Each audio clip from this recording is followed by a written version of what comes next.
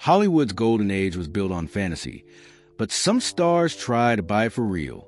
When fame met fortune, their purchases became bigger than their movies. Mansions, diamonds, gold cars, even private islands. Old Hollywood spent money like it would last forever. Elizabeth Taylor didn't just collect jewelry. She made headlines with it. Howard Hughes built an airplane that barely flew, but never stopped fascinating the world. Marilyn Monroe bought her first and only home months before she died. These weren't just transactions. They were declarations of identity in a town where image was everything. For some, luxury was freedom. For others, it was a cage lined with velvet. Every diamond, every painting, every pink Cadillac told a story. Not a glamour, but a hunger. The hunger to prove you'd made it. The hunger to control something in an industry that controlled you. The hunger to leave behind proof that you existed at all. These purchases reveal more than wealth. They expose the dreams, obsessions, and desperate need for permanence in an industry built on smoke and light. From billion-dollar theme parks to blood-red pearls worn by Spanish queens, these acquisitions weren't just expensive. They were immortality attempts frozen in marble and gold. These are 20 of the most expensive, outrageous, and unforgettable things ever bought by old Hollywood's biggest stars. The price of perfection in a city built on illusion. Elizabeth Taylor, the Taylor Burton diamond. When Richard Burton wanted to apologize, he didn't send flowers, he sent diamonds. In 1969, he bought Elizabeth Taylor a 69.42-carat pear-shaped diamond for $1.1 million, setting a world record for a publicly sold jewel. The stone was so massive it required a custom setting, designed as a necklace because it was too heavy to wear as a ring for extended periods. Taylor wore it to the 1970 Academy Awards, and the world stopped. Photographers fought for angles. Reporters demanded details. Overnight, celebrity jewelry transformed from private indulgence to front-page spectacle. Taylor didn't just wear the diamond. She performed with it, understanding that in Hollywood, even your accessories needed star power. But the purchase revealed something deeper about both Burton and Taylor. For him, it was grand romantic theater, a public proclamation of devotion that matched their epic on-screen chemistry. For her, it was validation, proof that she was worth more than any scandal, any criticism, any whispered judgment about her personal life. The diamond story didn't end with glamour. In 1978, Taylor sold it to fund a hospital in Botswana, turning spectacle into substance. The stone was recut, losing its famous shape, but gaining purpose. She didn't just own diamonds. She gave them meaning. Howard Hughes, the Spruce Goose. Howard Hughes spent over $23 million building an airplane that would fly exactly once. The H for Hercules, nicknamed the Spruce Goose, was the largest wooden aircraft ever constructed, a wartime project that became a billionaire's magnificent obsession. With a wingspan longer than a football field and 8 engines, it was designed to carry 750 troops across the Atlantic. By the time it was finished in 1947, World War II had ended. Critics called it a boondoggle, a waste of taxpayer money and Hughes's fortune. Congressional hearings investigated the project. Hughes's reputation hung in the balance. So on November 2, 1947, he climbed into the cockpit himself, lifted the massive plane 70 feet above Long Beach Harbor, and flew it for about a mile. That single flight proved it could be done, but it also proved it didn't need to be. Hughes kept the plane in climate-controlled storage for decades, maintaining it at enormous expense as if it might fly again. It never did. The Spruce Goose became a monument to ambition without limits, to the dangerous freedom that comes with unlimited resources. Hughes didn't buy practicality. He bought proof that he could bend physics and budgets to his will. The plane still exists today, perfectly preserved, a wooden cathedral to one man's refusal to hear the word impossible. Marilyn Monroe, Brentwood home. In February 1962, Marilyn Monroe bought her first and only home for $77,500.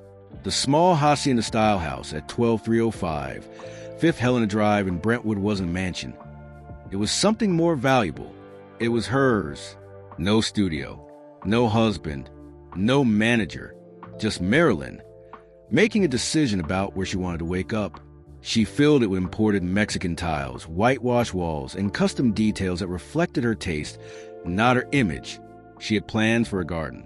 She talked about privacy, about finally having a place where she could simply exist without performing. The house represented a future she was building for herself, independent of Hollywood's demands. For months later, she was dead in that same bedroom. The home that symbolized independence became the site of tragedy, turning a modest purchase into one of Hollywood's most haunted addresses. Later owners reported an inability to change certain features, as if Monroe's presence insisted on preservation. The property has changed hands multiple times, selling for $7.25 million in 2017 and around $8.35 million in 2023. Each sale renewed debates about landmark status and preservation, but no resale price can measure what the house represented. A woman trying to buy stability in an industry that profited from her instability. She wanted roots. She got a shrine. Charlie Chaplin, Beverly Hills Estate. Charlie Chaplin didn't just buy a house in the 1920s. He built a kingdom. His Beverly Hills estate cost approximately $1.6 million at the time, equivalent to roughly $25 million today. But the price tag barely captured the scope of his vision. Chaplin personally designed the gardens, planned the layout, and created private spaces, including cutting-edge editing rooms where he could refine his films away from studio interference. This wasn't vanity. It was control. Chaplin had built his fortune by owning his work, rejecting the studio system that turned most actors into contract employees. His estate reflected that same independence, a physical manifestation of creative autonomy. He could work, think, and create on his own terms, surrounded by beauty he had orchestrated himself. The property became legendary for its parties, where Hollywood royalty mixed with international artists and intellectuals. Chaplin used his wealth not just for comfort but for curation, building a space that reflected his belief that cinema was art, not just commerce. Every detail mattered, from the placement of trees to the acoustics of rooms. The estate represented something revolutionary for its time, an artist who refused to rent his life from someone else. Chaplin bought permanence in an impermanent industry. He built proof that talent, protected and properly leveraged, could transform into generational security. Greta Garbo, New York apartment. When Greta Garbo walked away from Hollywood in 1941, she didn't disappear into poverty. She disappeared into luxury. In 1953, she purchased a 7-room co-op at the exclusive Campanile building on East 52nd Street in Manhattan. The full-floor apartment overlooked the East River and offered what Garbo valued most: privacy with a view. She filled the space with Scandinavian minimalism, fine art, and an aesthetic that matched her personality. Understated but impeccable. While other stars collected for show, Garbo collected for herself. The apartment became her sanctuary, a place where the world's most famous recluse could simply be Greta Gustafsson, not the myth Hollywood had manufactured. The purchase price was never made public. Discretion was part of the building's appeal. But when the apartment was listed in 2017 for $5.95 million, it sparked a bidding war, eventually selling for approximately $8.5 million. Buyers weren't just purchasing real estate. They were acquiring a piece of Hollywood legend. Garbo's apartment proved that you could leave the spotlight and still live magnificently. She traded fame for anonymity and lost nothing in the transaction. While other stars clung desperately to relevance, Garbo bought her exit and enjoyed it for decades. In Hollywood, that might be the ultimate luxury. Joan Crawford, Manhattan penthouse. Joan Crawford believed in mirrors, lots of them. Her Manhattan penthouse was lined with reflective surfaces and Art Deco fixtures that turned every room into a performance space. Custom crystal details caught the light. Furniture was arranged with photographic precision. Even her telephone sets were matching silver pieces placed strategically throughout the apartment, ensuring she was always within reach of her public. The space reflected Crawford's understanding of her own image as product and brand. She didn't decorate. She staged. Every surface was camera-ready, because in her world, you were always being watched, if not by photographers, then by yourself.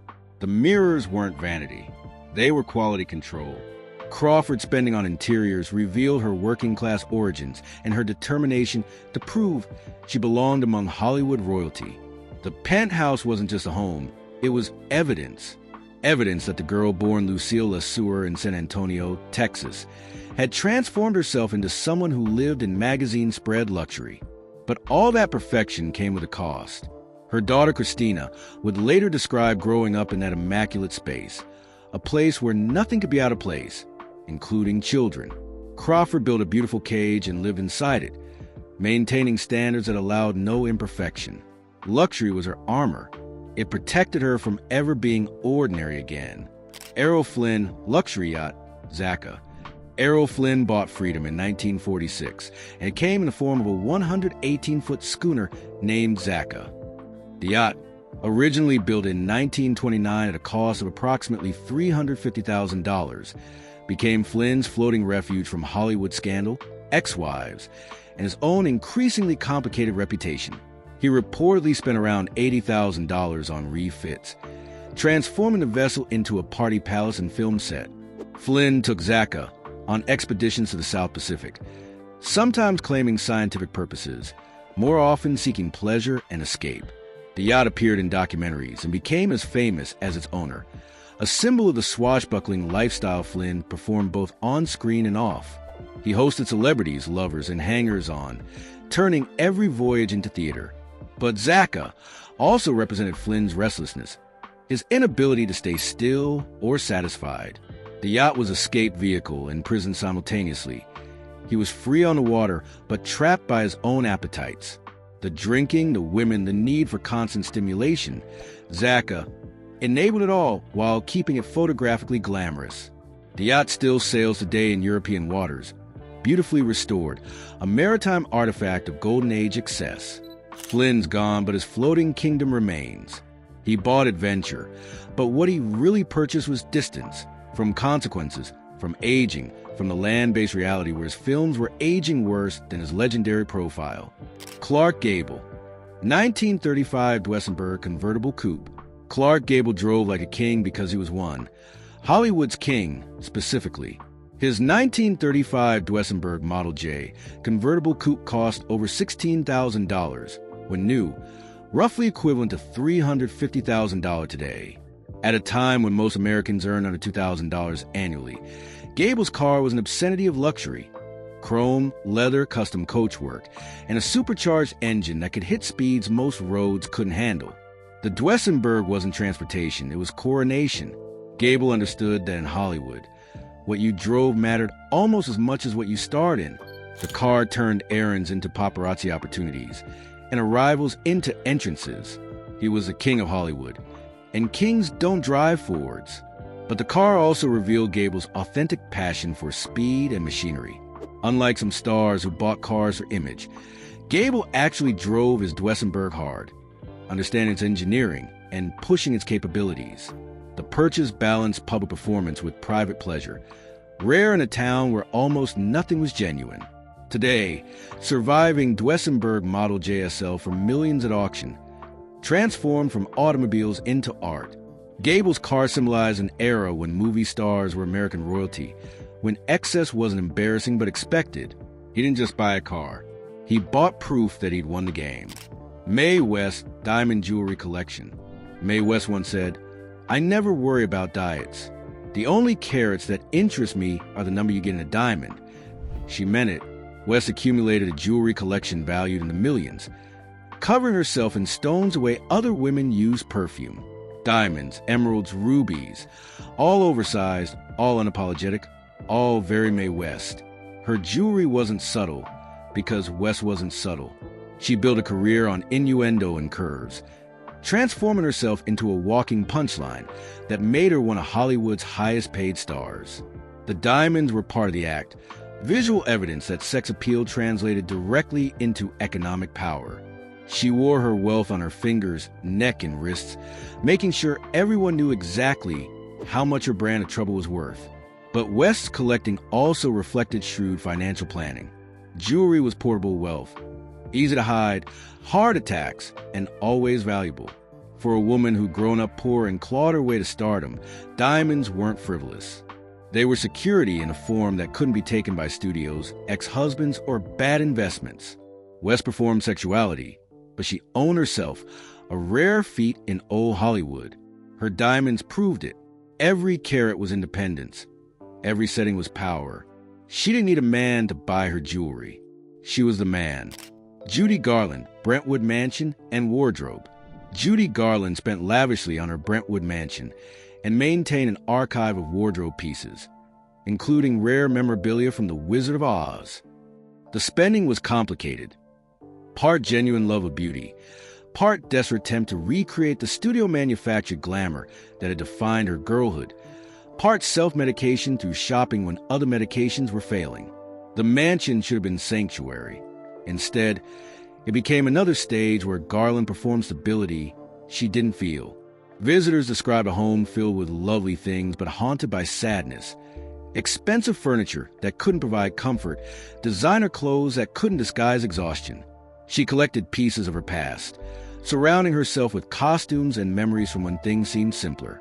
Her Wizard of Oz memorabilia was particularly poignant, artifacts from the film that made her a star and arguably ruined her life.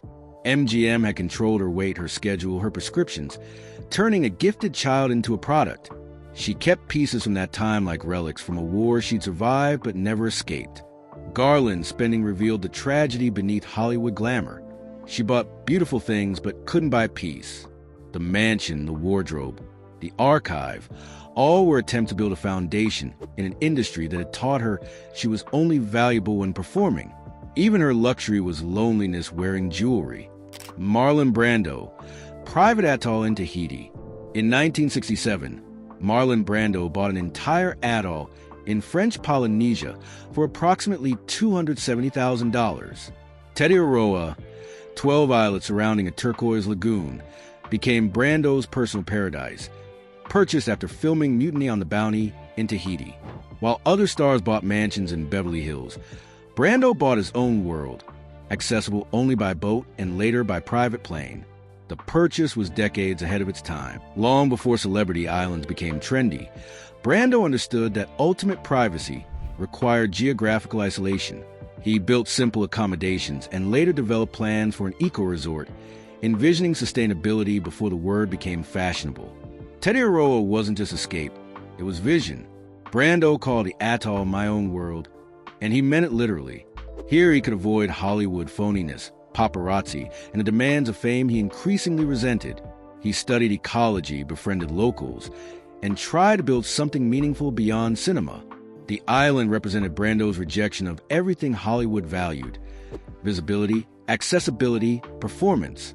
Today, the Brando Resort operates on Tetiaroa, fulfilling his vision of high-end ecotourism. Rooms cost thousands per night, making it possibly the most exclusive hotel on Earth. Brando bought freedom, but he also bought legacy. The island proves that sometimes the smartest luxury purchase is the one nobody else can reach. James Dean, Porsche 550 Spider Little Bastard. James Dean paid approximately $7,000 for his Porsche 550 Spider in September 1955, an astronomical sum for a 24-year-old actor, even a rising star. The lightweight racing machine was pure rebellion. Silver with Little Bastard painted on the back, a middle finger to caution and Hollywood convention. Dean didn't just drive fast. He raced, competed, lived for speed. The Porsche represented everything Dean embodied on screen. Youth, danger, the refusal to live carefully. While studios wanted him managed and protected, Dean wanted the opposite. The car was freedom, death wish, an identity fused into 1,100 pounds of German engineering. He loved it completely for the few weeks he owned it. On September 30th, 1955, Dean crashed the Spider on California's Highway 466. Dying instantly, the car that symbolized his rebel image became his coffin, cementing his legend while ending his life. Little Bastard transformed from vehicle into artifact. Its parts eventually scattered and sold, each piece carrying the weight of cultural mythology. In 2021, the car's transaxle alone sold for $387,000. The wreckage became more valuable than the original car. Proof that in Hollywood, tragedy sells better than talent. Dean bought speed and immortality simultaneously. He didn't live long enough to regret either. Rita Hayworth, Parisian gowns and custom perfume. Rita Hayworth spent more on her wardrobe than many actors earned in salaries. Her custom gowns from designers like Christian Dior cost more than her studio paychecks. But Hayworth understood something crucial about Hollywood economics. Appearance was investment. She famously said the clothes kept her on camera even off set, turning every public appearance into publicity, every photograph into promotion. Hayworth's spending on fashion was strategic armor. Born Margarita Carmen Cancino, she'd been transformed into Rita Hayworth through painful processes: hairline electrolysis, hair dye, name change. The designer clothes completed the transformation, covering the working-class dancer's daughter with haute couture confidence. She wore her reinvention, and it cost a fortune.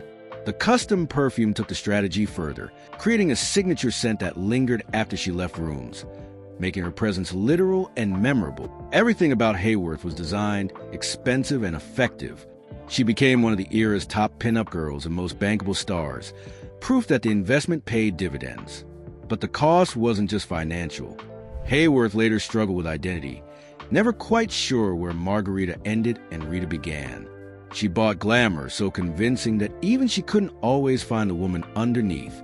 The gowns were gorgeous. They were also camouflage. Every couture scene was a stitch in a disguise she couldn't remove. Frank Sinatra, Twin Palms Estate. Frank Sinatra's Twin Palms Estate in Palm Springs cost $150,000 to build in 1947. Serious money for a mid-century desert retreat.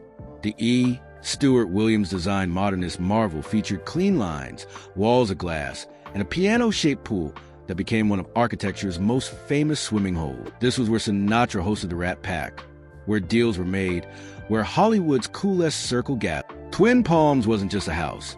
It was Sinatra's bachelor headquarters, a place where the rules were different and the nights lasted until dawn. The design reflected Sinatra's personality. Sophisticated but accessible, elegant but ready to party.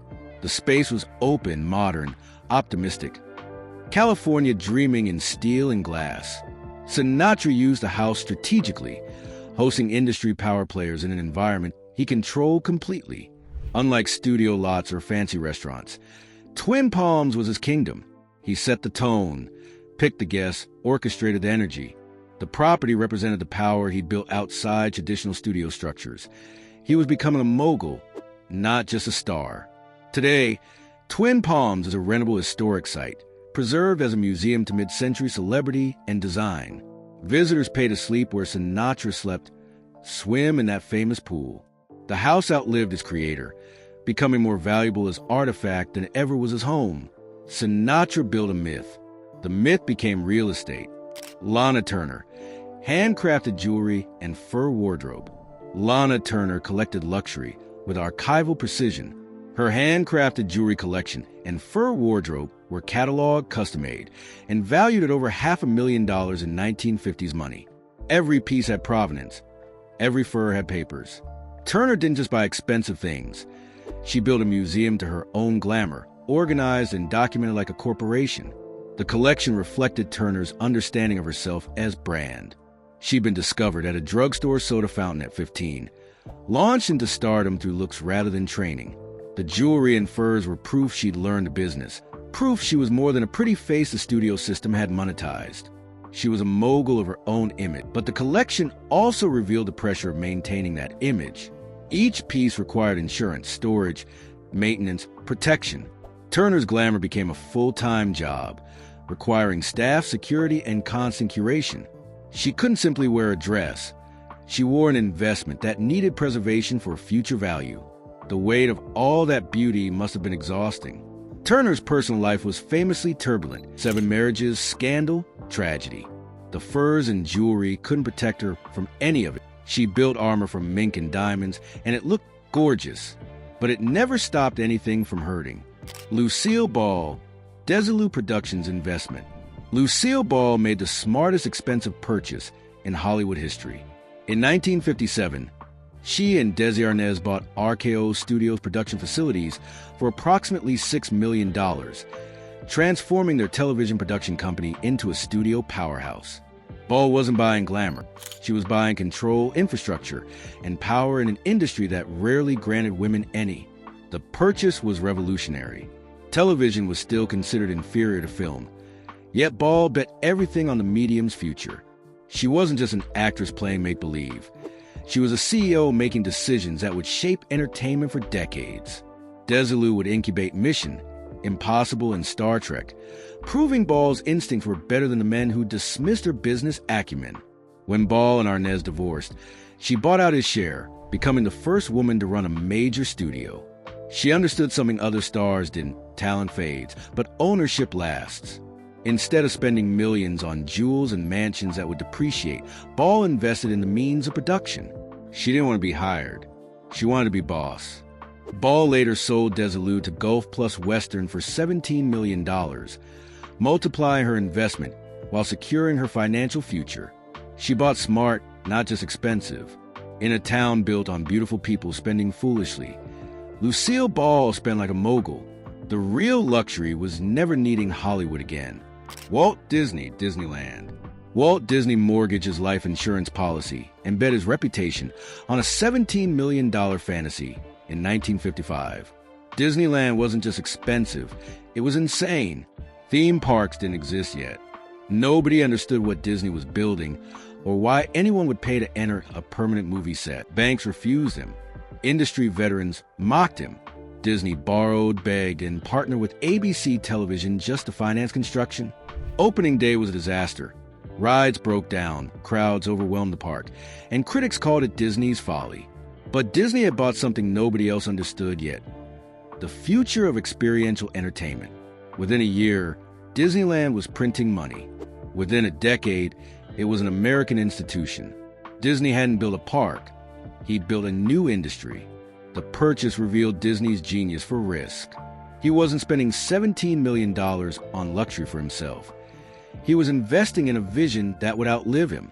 While other Hollywood figures bought cars and jewels, Disney bought an experience he believed would connect generations. He was right. Disneyland still operates today, having hosted over 750 million visitors. The parks division now generates billions annually. Disney bought his dream and charged admission. It was expensive, risky, and possibly the smartest luxury investment any Hollywood figure ever made. Sometimes the most valuable purchase is the one that lets millions buy into your vision. Elvis Presley, Graceland Mansion. Elvis Presley paid $102,500 for Graceland in March 1957, when he was just 22 years old. For a kid who'd grown up poor in Tupelo, Mississippi, the 13.8-acre estate in Memphis represented everything success could buy: space, status, and a place where his mama could live like a queen. He then poured a fortune into renovations, transforming the Colonial Revival mansion into his personal kingdom. Graceland wasn't just a house. It was proof that the truck driver who couldn't afford a guitar had become someone who could buy a mansion. Proof that raw talent could overcome poverty. Proof that America's promise, that anyone could make it, was real. Every room Elvis customized made the statement louder. The spending was excessive by any standard: gold records on walls, a jungle room with green shag carpeting on the ceiling, a meditation garden, racquetball court, and eventually automobiles that filled multiple buildings. Graceland became a monument to Elvis himself, built while he was still alive, growing more elaborate as his fame and isolation increased. After Elvis died in 1977, Graceland opened as a museum in 1982. Today, it's America's most visited home after the White House, generating millions annually in tourism. Elvis bought a house and accidentally created a pilgrimage site. The kid from Tupelo purchased immortality for $100,000. In the end, that was cheap. Sophia Loren Roman Villa with marble cinema room. Sophia Loren's Roman Villa wasn't just a home.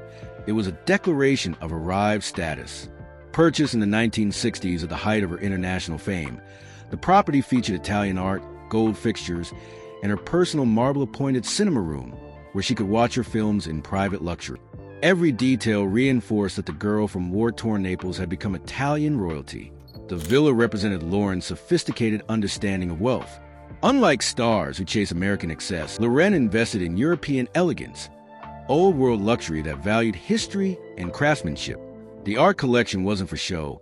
It was curated with genuine appreciation. The gold fixtures weren't gaudy. They were Renaissance-inspired. Lorraine built a palace that matched her dignity. The private cinema room was particularly meaningful. Lorraine could control how and when she saw her work, inviting guests on her terms, creating an environment where film was appreciated as art rather than product. She transformed viewing into event, hosting screenings that merged old-world salons with modern celebrity. Lauren's villa spending proved that luxury has cultural specificity. American stars bought big. European stars bought beautiful. She invested in permanence and taste, building a space that would age gracefully rather than date immediately. The villa stands as testament to Lauren's intelligence. She didn't just buy expensive. She bought timeless.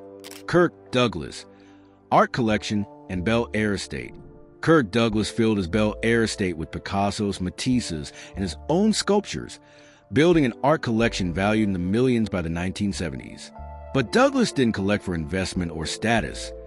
He collected as a serious student of art who happened to have movie star money.